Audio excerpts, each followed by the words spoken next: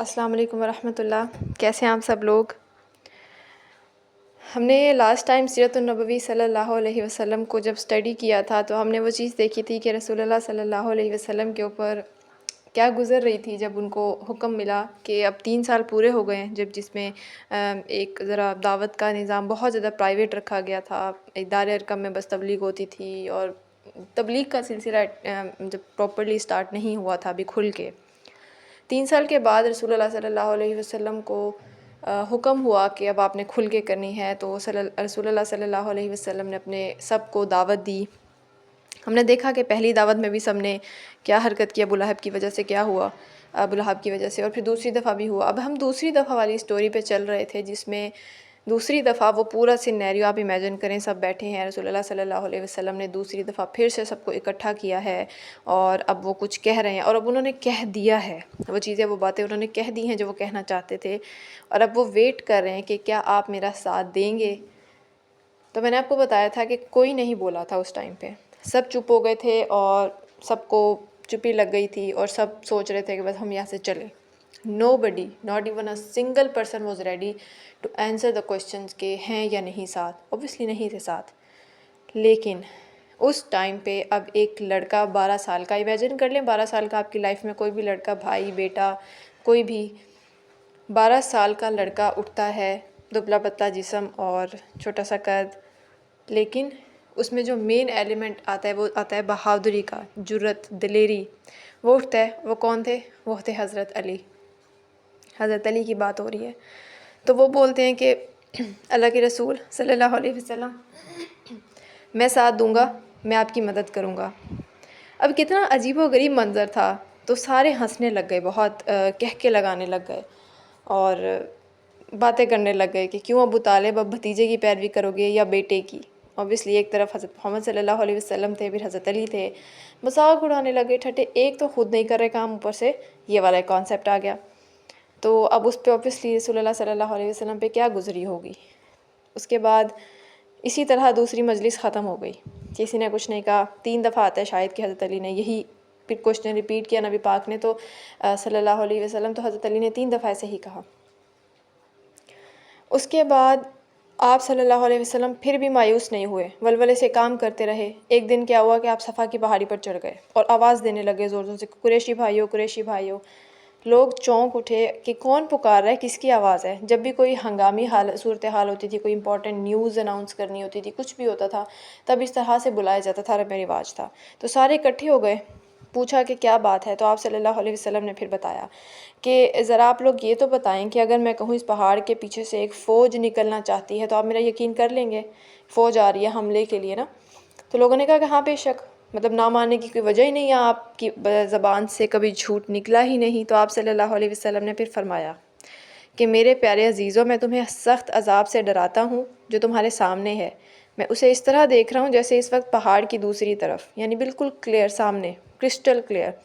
قریشی بھائیو، خدا کی ناراضگی سے بچو اور اپنے آپ کو آگ سے بچاؤ. اگر اللہ تعالیٰ کہیں ناراض ہو گیا اور تم کو اس آگ میں جھونکنا چاہا تو میں نہیں بچا سکوں گا. اور آگ سے بچنے کی تو ایک ہی تدبیر ہے کہ اللہ تعالیٰ کو ایک مانو اور میرے رسول صلی اللہ علیہ وسلم ہونے کا اقرار کرو. یہ بات اب کی رسول اللہ صلی اللہ علیہ وسلم نے. ابھی اور کوئی کیا ہی کچھ بولتا، یہ سنتے ہی ابو لہب کا چہرہ غصے سے نہ لال ہو گیا. فوراً اٹھایا اور بولنے لگ گیا کہ ناز ہو تیرا، نعوذ باللہ، تم نے ہمیں اس لیے بلایا تھا. تو یہ دیکھ کر آپ صلی اللہ علیہ وسلم سناٹے میں آ گئے. بہت حسرت سے چچا کی طرف دیکھا کہ کاش کچھ دیر اور چپ رہتے، لوگ تقریر سن لیتے، ان کو میں سچے دین کی دعوت دے سکتا، رب کا پیغام سنا سکتا، لیکن ان کو ترس ہی نہیں آیا. انداز ان کا اور سخت ہو گیا اور آپ کو بہت زیادہ سنائی. آخر کار لوگ وہاں سے چلے گئے، لیکن اب بھی ان میں وہی باتیں تھیں. کوئی کہتا تھا کہ بھائی عبد المطلب کا نوجوان تو آسمان سے باتیں کرتا ہے، وہ تو ایسے عبادت کرنے کو کہتا ہے جس کو ہم ایسے کی عبادت کرنے کو کہتا ہے جسے ہم نہیں دیکھ سکتے ہیں نہ سن سکتے ہیں. کوئی کہتا ہے جس سے وہ باتیں کرتا ہے ذرا ہماری بھی کیوں نہیں کروا دیتا. اس طرح کی باتیں فضول. اور اسلام کی آواز اٹھائے ہوئے بھی ایک زمانہ ہو گیا تھا.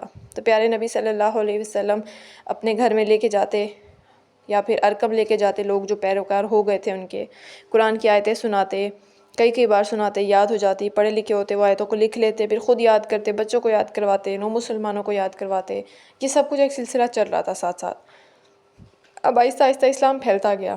مسلمان بھی آہستہ آہستہ گریجولی بڑھ ہی رہے تھے، تو مشرکین اسے یوں ہی ہنسی مذاق میں ٹالتے رہے کہ یہ سنجیدہ خطرہ ہے، یہ باور کروانے کو تیار نہ تھے۔ وہ سمجھتے رہے کہ یہ دیوانے ہیں، کون الجھے ان سے۔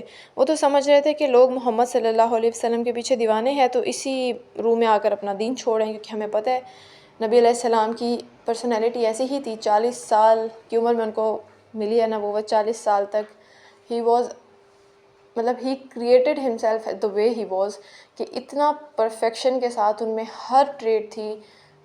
لوگ گرویدہ جسے بولتے ہیں نا، گرویدہ سے نبی علیہ السلام کے، تو لیکن یہ ساتھ ختم تو ہونے والا تھا نہیں، تو 2 دن کی بات ہے، ایسے ہی سارے کہتے ہیں تو ہو جائے گا۔ لیکن سب یعنی اب یہ قریش کہہ رہے ہیں کہ 2 دن کی بات ہے تو سب اٹھ جائے گا اور پناہ لے لیں گے سارے، ان دنوں کی بات ہے۔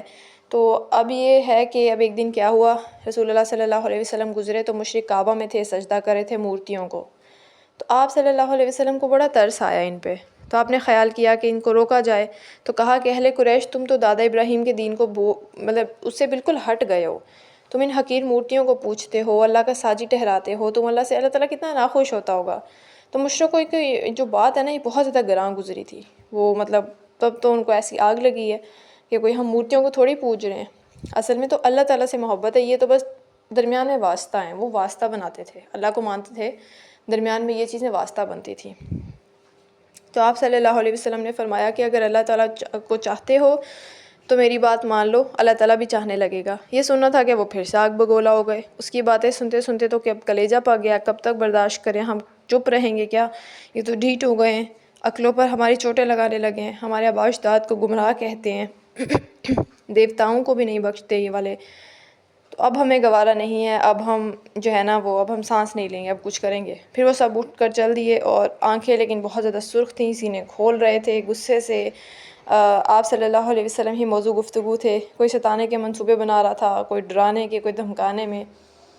اب یہ پورا سینیری ہوا کہ شروع میں سب کچھ کیا ہو رہا ہے کہ جس کے پاس جا رہے ہیں وہ آگے سے منع کرنے کے بعد ایک تو بدتمیزی کر رہے ہیں سب، مطلب بد لحاظی کی بھی انتہا ہوتی ہے، وہ کر رہے ہیں، باتیں سنا رہے ہیں، اور نبی علیہ السلام کوئی اپنی مرضی اپنی تو بات کر نہیں رہے تھے، ایک تو وہ رب کا پیغام دے رہے تھے اور اوپر سے ان کے فائدے کے لیے دے رہے تھے، but they were not ready to لسن۔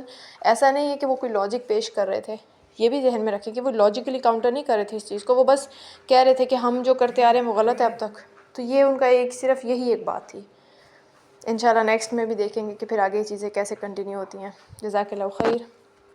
ایک بات جو میں بس یہاں پہ ایک اور ایڈ کرنا چاہوں گی، آئی ایم سو سوری، ذرا لینتھی ہو جاتا ہے، پلیز آپ لوگ بلکہ مجھے فیڈ بیک ضرور دیجیے گا، آپ میں سے کبھی بھی کسی کو لگے کہ زیادہ ہو جاتا ہے، کم ہو جاتا ہے، کچھ بھی میں ویٹ کروں گی، انشاءاللہ آپ لوگ مجھے ضرور بتائیے گا کہ زیادہ بول جاتے ہیں یا لمبا ہو جاتا ہے، کچھ بھی کسی بھی طرح کا میں انشاءاللہ حاضر ہوں، آپ مجھے ضرور بتائیے گا پرسنلی تاکہ میں اس کو کریکٹ کر سکوں۔ بات میرے ذہن میں یاد تھی، وہ جو والی بات تھی نا کہ جب حضرت علی نے کھڑے ہو کے اناؤنس کیا کہ میں دوں گا آپ کا ساتھ دلیری سے، تو اس پوائنٹ پہ سارے اس پہ ہنسنے لگ گئے، ان پہ کہہ کے اڑانے لگ گئے۔ تو آئی تھنک ہمیں یہاں پہ بڑا فوکس کرنے کی چیز ہے کہ آج ہماری بھی سوسائٹی میں اکثر ایسا ہوتا ہے، تو ہم کیا کرتے ہیں، یہ نہ سوچیں کہ ہمارے اوپر کون ہنستا ہے تو بہت اچھی بات ہے، ہنسنا چاہیے لوگوں کو، کیونکہ ایسی سوسائٹی جہاں پہ غفلت زیادہ ہے اور آپ اگر ایک کم تعداد میں اٹھ رہے ہیں تو آپ پہ لوگ ہنسیں گے، ڈیفینیٹلی ہنسیں گے، اچھی بات ہے، لیکن ہم نے ان لوگوں میں سے نہیں بننا جو کبھی کسی پہ ہنسیں۔ یہاں پہ ہم نے اپنے لیے یہ پوائنٹ ضرور نکالنا ہے۔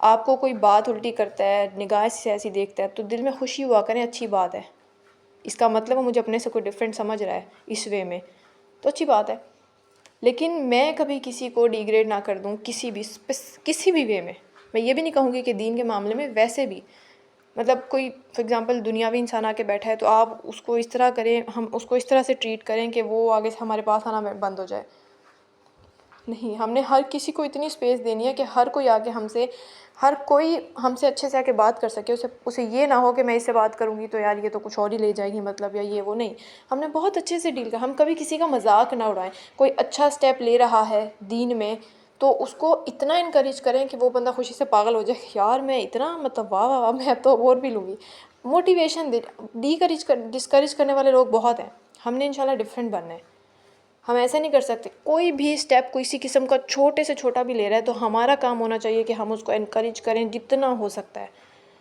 اور انشاءاللہ اس میں ہی ہم نے رکھنا ہے. کبھی کسی کو مذاق نہیں اڑانا کسی پاسبل وے میں. کبھی ہماری کسی سے مطلب میں بہت کر جاتی ہوں اوبویسلی ہم سب کر جاتے ہیں, میں بہت کر جاتی ہوں, آپ لوگ نہیں کرتے ہوں گے. تو انشاءاللہ اس چیز کو سیکھنا ہے ہم نے کہ کسی کو ہم ایسی نظر نہ دیں, ایسی آنکھوں سے ایسی لک نہ دے دیں کہ وہ ہو جائے کنفیوز ہو جائے یا اگلا. کبھی کسی کو بھی کنفیوز انگزائٹی یا اس طرح کی کبھی کوئی نیگیٹو ٹریٹ نہ دے. کبھی آپ سے کوئی ملے تو ہمیشہ پازیٹیو انرجی سے ملے, اس کو شوق ہو آپ سے ملنے کا. تو اور ایسا بہت آسان ہے, اگر جب ہم ہر کسی کے ساتھ پازیٹیو رہیں گے, کوشش کریں گے, اس کی سنیں گے, ہمیشہ اپنے نہیں سنائیں گے, اس کی بھی سنیں گے, تو آئی تھنک یہ سب چیزیں بڑا ہیلپ آؤٹ کرتی ہیں انشاءاللہ.